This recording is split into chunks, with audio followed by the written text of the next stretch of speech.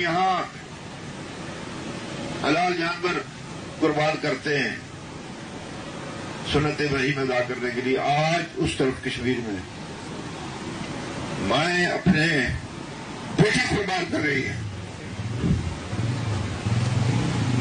اپنے لالوں اور قربان کیے جا رہے ہیں، میری بیٹیاں قربانی دے رہی اس طرف۔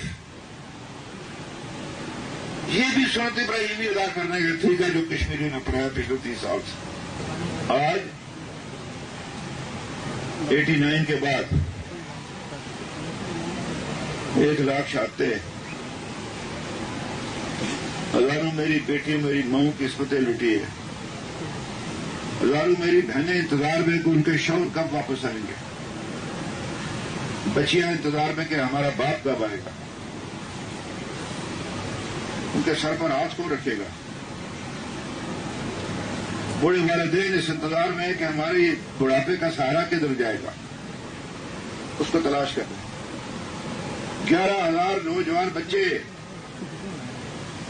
اغوا کیے گئے کشمیر سے اس 5 اگست کے بعد،